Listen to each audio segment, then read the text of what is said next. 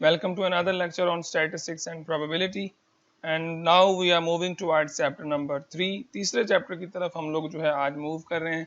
दो चैप्टर्स हम लोग डिस्कस कर चुके हैं. जिस तरह के अगर आपको याद हो, स्टैटिस्टिक्स की जो डेफिनेशन थी, जो डिस्क्रिप्टिव स्टैटिस्टिक्स की जो डेफिनेशन थी, सबसे पहले आप लोगों ने डेटा कलेक्ट करना होता है, फिर डेटा को अरेंज या मैनिपुलेट करना होता है, फिर आपने प्रेजेंट करना होता है.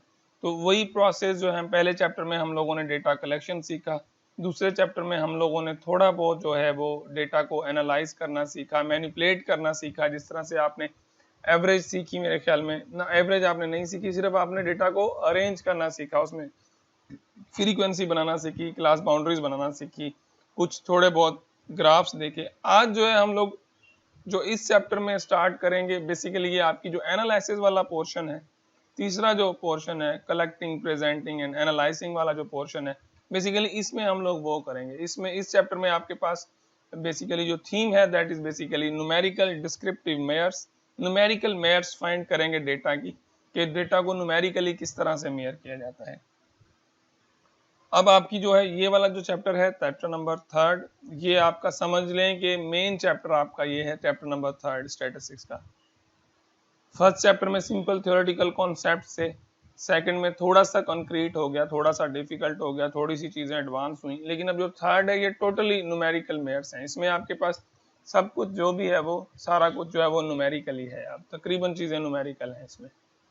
तो स्टार्ट करते हैं, आज थोड़ा सा इसको रिव्यू करते हैं, थोड़ी सी डिस्कशन इस चैप्टर पे करते हैं. तो फिर जो ऑफिशियली जो है वो फिर अगर आप कह रहे हैं कि नेक्स्ट वीक में इसे स्टार्ट करें, तो ये नेक्स्ट वीक में भी हम लोग दोबारा से रिपीट कर लेंगे, कोई मसला नहीं है. तो जी moving towards the first slide, measure of central tendency for ungroup data. Measure of central tendency जो है बेसिकली इसमें आपके पास कुछ टॉपिक्स आ जाते हैं. Mayor of central tendency means कि आप डेटा की मीन फाइंड करेंगे. मीन यानी कि एवरेज या एक्सपेक्टेड वैल्यू, या सिंपल जो हम लोग मीन फाइंड करते हैं, परसेंटेज किसी चीज की फाइंड कर लेते हैं, आपकी कितनी एवरेज क्या है वो फाइंड करते हैं, बेसिकली वो आपकी मीन है. इस चैप्टर में हम लोग सीखेंगे कि किस तरह से हम लोग पहले अनग्रुप डेटा की बात कर रहे हैं. ये याद रख लें, अनग्रुप डेटा. अब आपको पता है कि what does mean by group data and what does mean by ungroup data. अगर डेटा में क्लासेस बनी हुई हैं तो वो ग्रुप डेटा है, यानी कि इंटरवल बने हुए हैं तो वो ग्रुप डेटा है, और अगर इंटरवल नहीं बने तो वो अनग्रुप डेटा है. उसके बाद हम लोग सीखेंगे what does mean by median. Median क्या होता है उसको भी डिस्कस करेंगे. फिर मोड को डिस्कस करेंगे, मोड या मॉडल वैल्यू. फिर आखिर में हम लोग इन तीनों में जो रिलेशन है, what is the relation between mean, median and mode, इनमें जो रिलेशन है उसको भी हम लोग डिस्कस करेंगे इसी चैप्टर में. ये चैप्टर काफी मजेदार होने वाला है और इसमें काफी सारी चीजें जो है वो सीखने को आपको मिल जाएंगी, नई चीजें.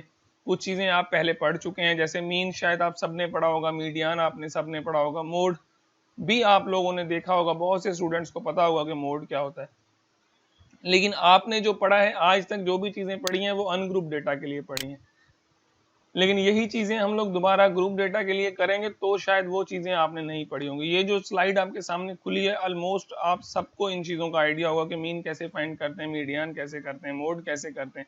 या अगर किसी को नहीं भी होगा तो शायद इस लेक्चर के बाद उसको ये आइडिया जरूर हो जाएगा कि मीन और मीडियन और मोड किस तरह से फाइंड किए जाते हैं डेटा के लिए. तो सबसे पहला जो है, सबसे पहली जो डेफिनेशन है, we have mean. and what is mean? Basically we are going to start with the definition that is mean. The mean for ungrouped data is obtained by dividing the sum of all the values by number of values in the data set. Thus mean for the population data, यानी कि mean किस तरह से find करेंगे, जितने भी number आपके data points हैं उन सबको आप ऐड कर दें और टोटल नंबर के साथ क्या कर दें, डिवाइड कर दें, and that's all you have mean. Thus mean for population. यहाँ पे अगर आप देखें तो आपके पास दो निशानियां हैं, दोनों ऑलमोस्ट सेम है, लेकिन सिर्फ नोटेशन का फर्क है. यहाँ पे जो म्यू लिखा है, आप स्टैटिस्टिक्स में कहीं पर भी अगर म्यू लिखा हुआ देख रहे हैं तो आप समझ लें कि जो डेटा है वो पॉपुलेशन है, सैंपल नहीं है. और अगर आप के पास एक्स बार लिखा है तो ये मीन है. म्यू बेसिकली आपकी एवरेज वैल्यू है या मीन वैल्यू है, लेकिन जो म्यू है बेसिकली वो पॉपुलेशन के लिए लिखी जाती है. यानी कि अगर आप पॉपुलेशन की मीन फाइंड कर रहे हैं तो आप म्यू से शो करेंगे, और अगर आप किसी सैंपल की मीन फाइंड करें तो एक्स बार से आप लोग जो है वो शो करेंगे. ये नोटेशंस हैं. और अगर आप पॉपुलेशन यूज कर रहे हैं तो आप कैपिटल एन यूज करेंगे, और अगर आप सैंपल डेटा यूज कर रहे हैं तो स्मॉल एन यूज करेंगे। अदरवाइज दोनों फार्मूलों में कोई फर्क नहीं है सिवाय नोटेशन के। वेयर सिग्मा एक्स, यानी कि ये नोटेशन सिग्मा एक्स, इसको सिग्मा पढ़ते हैं, और हम ये लास्ट लेक्चर में डिटेल के साथ डिस्कस कर चुके हैं। असाइनमेंट में क्वेश्चन भी है, आप लोगों ने काफी स्टूडेंट्स की असाइनमेंट जो मिल गई है आप लोगों ने ये सॉल्व भी किया है, वेरी गुड। तो the sum of all the values, इसका मतलब है सारी वैल्यूज को सम करें। N is the population size, अगर एन यूज कर रहे हैं तो ये पॉपुलेशन होगा, और अगर if you are using small N तो that is basically sample.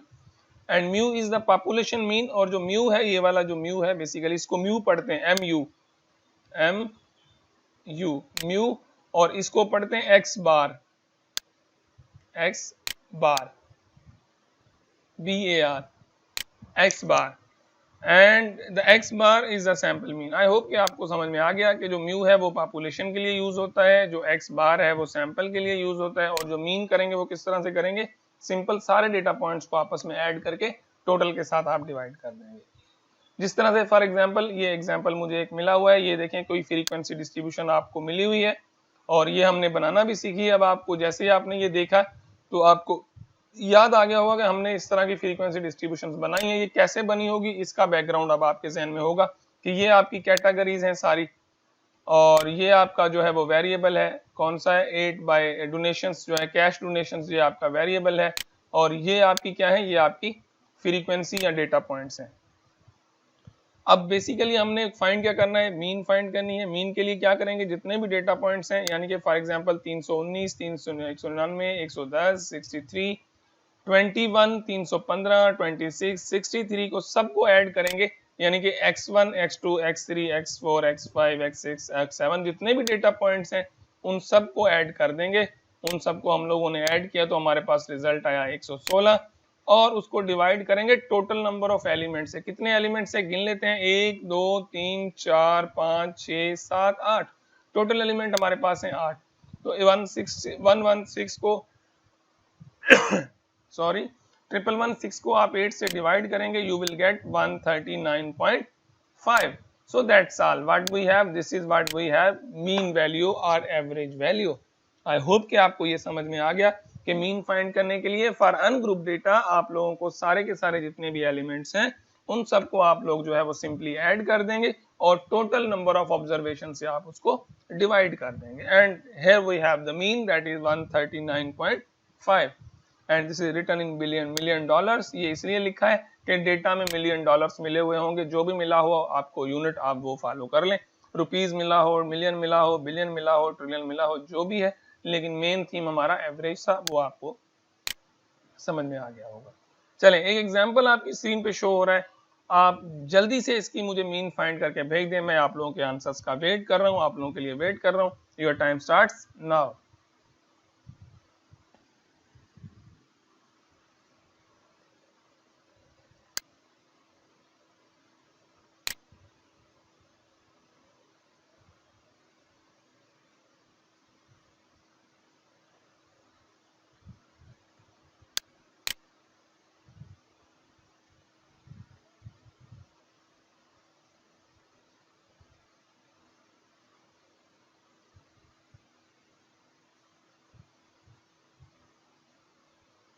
Hurry up your answers please. Mean find करनी है, कैसे करेंगे, सारे के सारे एलिमेंट्स को ऐड कर देंगे, और ऐड करने के बाद क्या करेंगे, आप टोटल नंबर के साथ डिवाइड कर देंगे, तो आपको इसकी मीन मिलना शुरू हो जाएगी। First answer I have from 80, that is 45.25, impressive. Okay, और आंसर आए, देखते हैं क्या होता है। अभी तक एक आंसर आया है, जल्दी कर लें, शाबाश। यानी कि ये जो रिजल्ट आया ये आपकी पार्टिसिपेशन बताता है कि कितने स्टूडेंट हैं जो एक्टिवली पार्टिसिपेट करते हैं इन क्लास, और यहाँ से पता चल जाता है कि कितने स्टूडेंट्स हैं जो सिर्फ लॉग इन होके और वो ऑनलाइन होके और खुद जाके किसी और काम में मसरूफ हैं, या सीरियस होके वो क्लास में अटेंड नहीं कर रहे। सिर्फ एक आंसर आया है।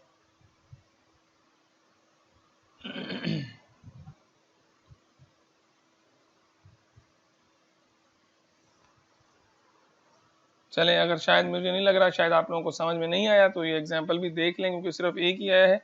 और अब देखें इसका आंसर किस तरह से निकलेगा। यानी कि हमने क्या करना है, इन सब को ऐड करना है। ये आपका x1 है, ये आपका x2 है, ये आपका x3, ये x4, ये x5, ये x6, x7 और ये x8। टोटल पॉइंट है हमारे पास 8। इन सब को सम करेंगे। जैसे ही आप इन सब को सम करेंगे, ऐड करेंगे, तो आपके पास आ जाएगा 362। 8 से आप डिवाइड करेंगे तो आपको मिल जाएगा 45.25 ईयर्स। तो बिल्कुल जो 80 जिन्होंने ये आंसर भेजा है, आपका बिल्कुल ठीक जवाब है 845.25। परफेक्ट। और आपने इसकी मीन जो है वो फाइंड कर ली। बिल्कुल इसी तरह से इसकी मीन फाइंड करते हैं।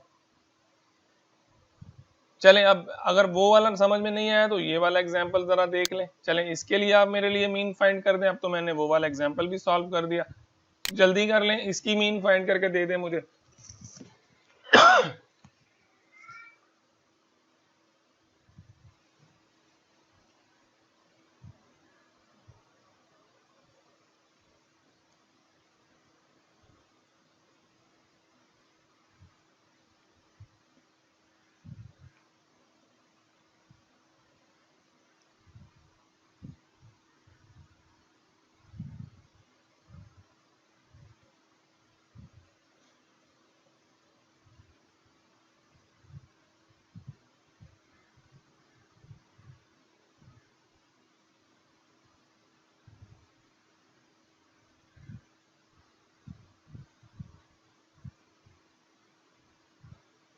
यस प्लीज, आप बहुत टाइम लगा रहे हैं, जल्दी कर लें। अगर आप लोगों को नहीं समझ में आ रहा तो आप एटलीस्ट मुझे टेक्स्ट में बता तो दें। हाँ, अब बहुत से आंसर्स आए हैं लास्ट क्वेश्चन के, अब ठीक है। लेकिन अब इस क्वेश्चन को देखें जो अभी आपकी स्क्रीन पे शो हो रहा है, इसके लिए देखें।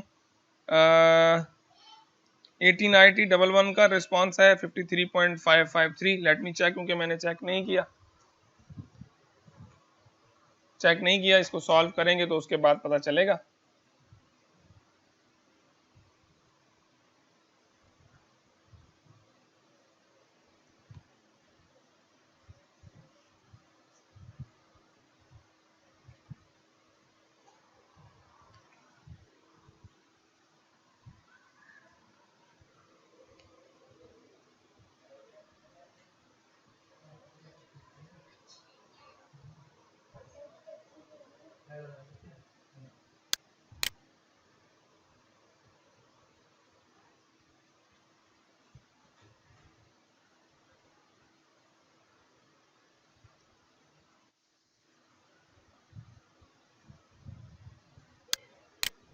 जी सुहेल, समझ में आ रहा है कि नहीं?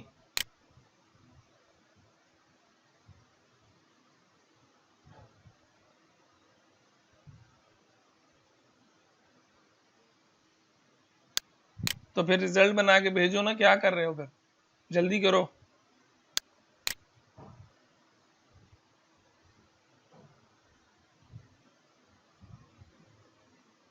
बेटा जल्दी कर लें, दरवाजा लॉक कर दें। चलें, तो मेरे ख्याल में शायद आप लोगों के पास या तो कैलकुलेटर नहीं है, या आप लोग जो है जब क्लास लेने के लिए बैठते हैं, अब जब नेक्स्ट लेक्चर में आए तो अपने साथ कैलकुलेटर या इस तरह की कोई डिवाइस जो है वो गैजेट जो है वो रखें। क्योंकि अब हम लोग न्यूमेरिकल वर्कआउट करेंगे तो इसी तरह से प्रॉब्लम्स को सॉल्व करते जाएंगे मिलके। अगर मैं करना चाहूँगा तो मैं तो 1 मिनट में स्लाइडें बनी हुई हैं, घुमाता जाऊँगा इनको जल्दी जल्दी से, फिर आपको समझ में नहीं आएगा। तो आप लोग जो है वो अपने साथ कैलकुलेटर, रजिस्टर, पेन, ये सारा कुछ नेक्स्ट क्लास से अरेंज करके रखा करें। तो चलें, अब हमने करना कुछ भी नहीं है, हम लोगों ने मीन फाइंड करना है। इन सब वैल्यूज को आपस में हम लोगों ने क्या करना है, ऐड करना है और टोटल से डिवाइड कर देना है। ये होगी आपकी मीन।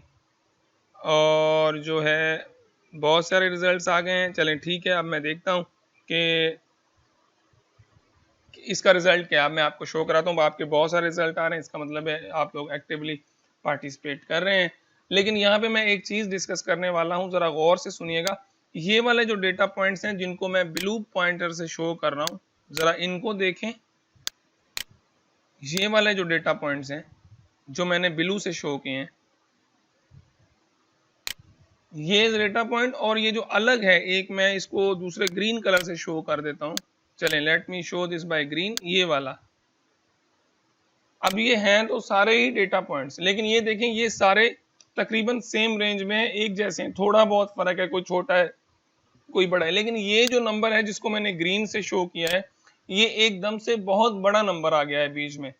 इस नंबर को, यानी कि अगर आपके डेटा पॉइंट में अचानक से कोई नंबर बहुत बड़ा आ जाता है एज कंपेयर टू दूसरे नंबर्स, तो इसे हम लोग कहते हैं आउटलायर। जो लास्ट में हम लोगों ने डेफिनेशन पढ़ी थी आउटलायर की, कि एकदम से कोई नंबर जो है वो बहुत बड़ा आ जाता है बीच में, तो ये इसको कहते हैं आउटलायर। और ये जो आउटलायर है बेसिकली ये आपकी मीन वैल्यू को अफेक्ट करता है। पॉइंट नोट कर लें, mean is always affected by outlier. Obvious है कि आपने एक मैच में 0 स्कोर किया, फिर 0 स्कोर किया, फिर 0 स्कोर किया, और एक में आपने सेंचुरी बना दी। तो जब आपने 3 में 0 है, एक में आपकी सेंचुरी है, तो ये 3 0 और 1 100, जो 100 है वो आउटलायर है एज कंपेयर टू दूसरे नंबर्स, क्योंकि वो बहुत छोटे थे। और आपकी मीन क्या आएगी, 100 को डिवाइड करेंगे 4 से, यू विल गेट 25। और देखें आपकी मीन वैल्यू आउटलायर से अफेक्ट हो रही है, ये पॉइंट नोट कर लें। Mean is always affected by outliers. एक तो ये पॉइंट है। अब आ जाए इसकी मीन कैसे फाइंड करेंगे। सबसे पहले आप इस सब को ऐड करेंगे, you will get this result. लेकिन ये रिजल्ट सही नहीं है, क्योंकि यहाँ पे लिखा है कि हम लोगों ने we do not exclude the number of forms force in the California, और इसमें इन्होंने जो है वो आउटलायर जो है वो नहीं लिखा, यानी कि जो फर्स्ट वैल्यू है जो सबसे बड़ी थी वो इन्होंने नहीं लिखी। वो इन्होंने इसलिए नहीं लिखी क्योंकि वो वैल्यू जो अगर आप लिखेंगे तो बहुत ज़्यादा अफेक्ट होगा। अगर आप वो वैल्यू लिखेंगे तो आपके पास रिजल्ट आएगा ये वाला। जिन्होंने ये रिजल्ट बनाया है 53.553 यानी 53,553, तो उनके रिजल्ट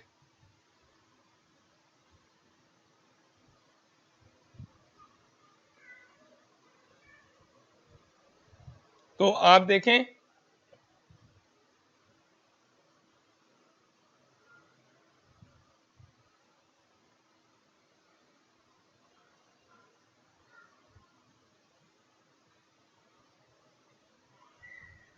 तो आप देखें तो आज जिन्होंने ये रिजल्ट बनाया है उनका रिजल्ट बिल्कुल ठीक है। लेकिन इसमें हम लोगों ने एक चीज जो मेन थी, ये वाला जो नंबर है जिसको मैंने ग्रीन से शो किया था, ये आउटलायर है आपका। तो ये बात पॉइंट यहाँ पे नोट करने वाली इस एग्जांपल में ये है कि आपका जो आउटलायर है वो आपकी मीन वैल्यू को अफेक्ट करता है। तो ये पॉइंट नोट करने वाला था। तो ये आपकी मीन हो गई। आई होप कि आपको समझ में आ गई होगी। सारे नंबर्स को ऐड कर दें, 6 से डिवाइड करेंगे तो यू विल गेट 53,553 यानी कि 53,553, 53,553। तो ये आपकी आ गई टोटल वैल्यूज। अब आगे बढ़ते हैं, देखते हैं इसमें और क्या है। उसके बाद आपके पास जो नेक्स्ट है वो आपके पास आ जाता है मीडियन।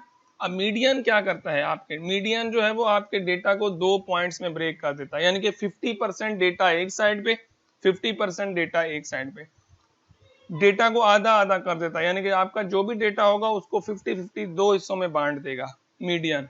सबसे पहले मीडियन फाइंड करने के लिए सबसे पहले आप क्या करेंगे, सबसे पहला काम जो होगा आप rank the data set increasing order. सबसे पहले डेटा को इंक्रीजिंग ऑर्डर में रखेंगे। जो भी डेटा आपको मिले होंगे उनको आप इंक्रीजिंग ऑर्डर में रख लें, और उसके बाद जो सेकंड पार्ट होगा उसमें आप डेटा का मिडिल पॉइंट फाइंड कर लेंगे। सेंट्रल वैल्यू डेटा की सेंट्रल पोजीशन जो होगी वो आपका, जो सेंट्रल पोजीशन पे जो एलिमेंट होगा वो आपका मीडियन होगा। फॉर एग्जांपल ये वाले डेटा पॉइंट्स हैं, इन सबको पहले आप सीधा करके असेंडिंग ऑर्डर में रखें, पहले छोटा फिर उससे बड़ा पॉइंट, फिर उससे बड़ा पॉइंट, फिर उससे बड़ा पॉइंट, इस तरह से अरेंज कर लें।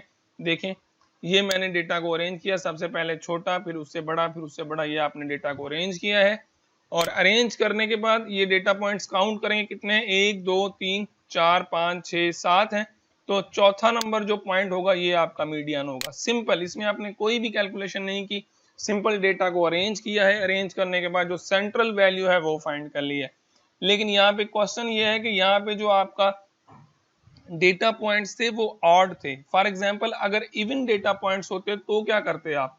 तो अगला एग्जांपल देख लें, ये वाला जो डेटा पॉइंट्स है फॉर एग्जांपल अब इसको काउंट करें, ये आपके पास इवन नंबर्स हैं, लास्ट वाला ऑड था। अगर आप इसको काउंट करें तो कितने नंबर बनते हैं, 1 2 3 4 5 6 7 8 9 10 11 12, तो ये 12 डिजिट हैं। यानी कि 12 नंबर हैं आपके पास जो कि इवन है। अब इसका मीडियन कैसे फाइंड करेंगे, इसको भी आप पहले अरेंज करेंगे, छोटा फिर उससे बड़ा, फिर उससे बड़ा नंबर, फिर उससे बड़ा नंबर, और इसी तरह से आप सारे डेटा पॉइंट्स को अरेंज करेंगे। और अरेंज करने के बाद दो जो सेंट्रल वैल्यू हैं उन दोनों की मीन फाइंड करेंगे, यानी 1 2 3 4 5 एक साइड पे, 1 2 3 4 5 दूसरी साइड पे। जो बीच वाले दो वैल्यू नंबर्स हैं उन दोनों को ऐड करके आप उसकी मीन वैल्यू फाइंड करेंगे, यानी कि डिवाइड करेंगे 2 के साथ, तो यू विल गेट 28.1, जो कि इन दोनों के दरमियान होगा, वो आपका मीडियन होगा। ये देख लें, तो ये आपका मीडियन हो गया। तो थोड़ा सा ये आज का इसके हवाले से था। अब हम लोग जो है चलेंगे आपके क्वेश्चंस की तरफ, क्योंकि टाइम तकरीबन पूरा हो गया। इसके बाद फिर मैथ में क्लास है, तो आ जाएं अभी क्वेश्चन आंसर की तरफ चलते हैं। अगर जल्दी से कोई सवाल है तो आप लोग पूछ लें, नहीं तो ये चैप्टर जो है दोबारा नेक्स्ट वीक से इंशाल्लाह इसको फिर से हम लोग स्टार्ट करेंगे और दोबारा से इसको जो है वो डिस्कस कर लेंगे। अगर आपको समझ में नहीं आया कोशिश कीजिएगा ट्राई करने की, अगर ना हो तो फिर नेक्स्ट क्लास में। तो अगर आपके कोई सवाल है तो आप जल्दी से रेज हैंड कर लें, और जो भी क्वेश्चन हैं उनको हम लोग डिस्कस कर लेते हैं। हमारे पास 10 मिनट का टाइम है अभी।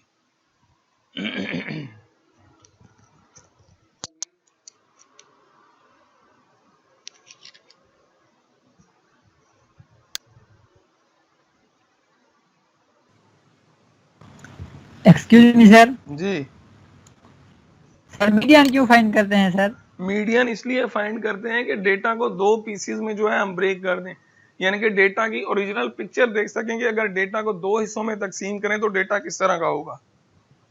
अब जब ये हम लोग मीडियन सीख लेंगे तो फिर मैं आपको एक एग्जांपल दूंगा रियल लाइफ में से कि हम लोग ये चीजें क्यों करते हैं।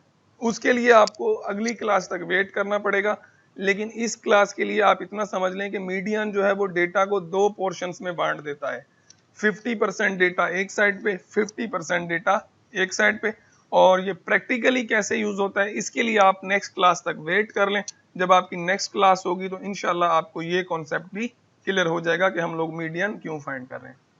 और किसी के ज़हन में कोई सवाल है तो आप जल्दी से डिस्कस करें। जी बेटा। सर नेक्स्ट क्लास में आप ये फिर से रिपीट करेंगे ना? हाँ मैं कोशिश करूंगा दोबारा से तीसरे चैप्टर से स्टार्ट करें, हम लोग शुरू से स्टार्ट करें, लेकिन आप लोग थोड़ा सा खुद पढ़िएगा। जो इसके नोट्स हैं वो मैंने अपलोड कर दिए हैं, ये वीडियो भी कोशिश करूंगा मैं अपलोड कर दूंगा। और जो भी है फिर भी आप पढ़ के आइएगा, अगर समझ में आ जाएगा तो वेल एंड गुड, वरना हम थोड़ा सा उसको नेक्स्ट लेक्चर में रिपीट कर लेंगे।